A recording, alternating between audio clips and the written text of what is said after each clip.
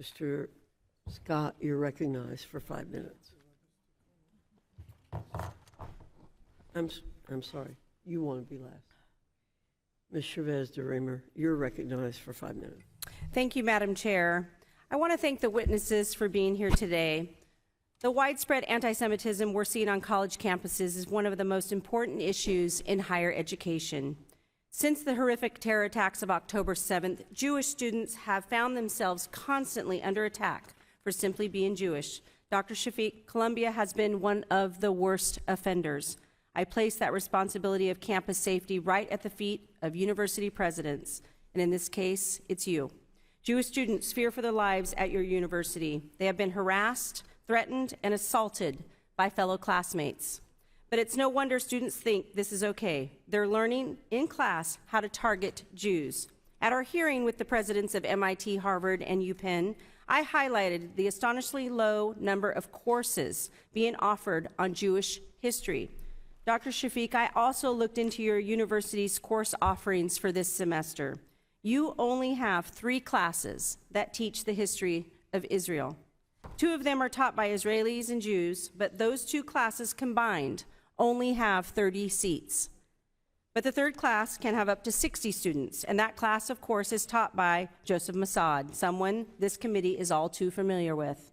Joseph Mossad has been surrounded by controversy for his anti-Semitic rhetoric since the early 2000s. He praised the brutal attack, as we've heard today, of Hamas on October 7th as awesome, astonishing, and astounding. He called the videos that showed murder and rape of Israeli women stunning.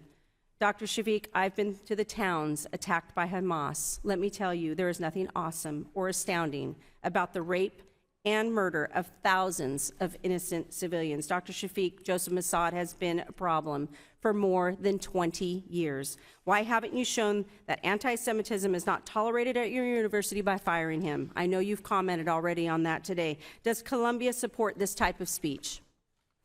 No, and as I said, he is under investigation. But I also, if I may, speak to your question about our course offerings.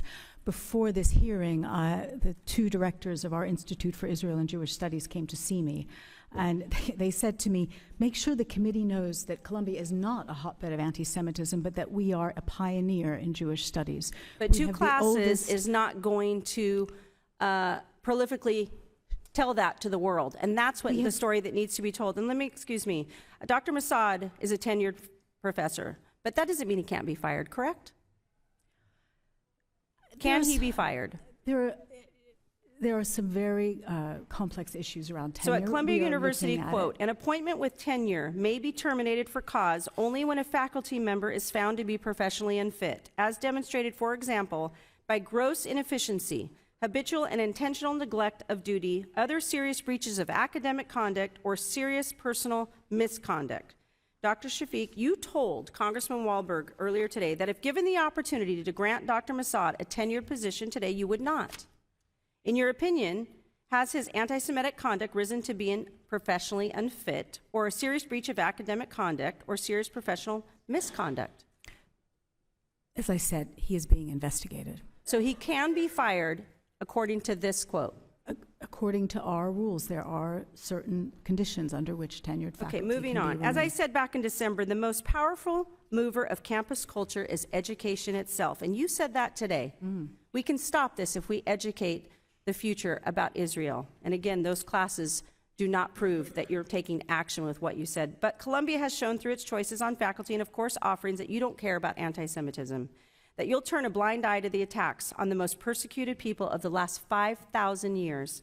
That's why you've let Joseph Mossad teach at a class bigger than all the other Israeli history classes combined.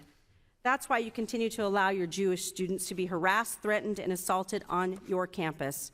And Dr. Shafik, you said earlier today that the best way to combat anti-Semitism is through that education. So I'm going to say it once again. So since there are only 3 undergrad courses Columbia offers on Jewish and Israeli history, will you commit to pushing your deans to add more courses on Jewish history and remove those who teach and praise anti-Semitic violence like Joseph Mossad? Our Institute for Israeli and Jewish Studies offers 21 courses. We have a collaborative arrangement with the Jewish Theological Seminary, and many of the students who are doing the joint degree with the Jewish Theological Seminary are here. It's So our time your Jewish offering is students very finally see extensive. that you actually care about their safety. Teach these classes and fire the racists. It's a pretty low bar. We'll be watching to see if you do that. And Madam Chair, I yield back my time.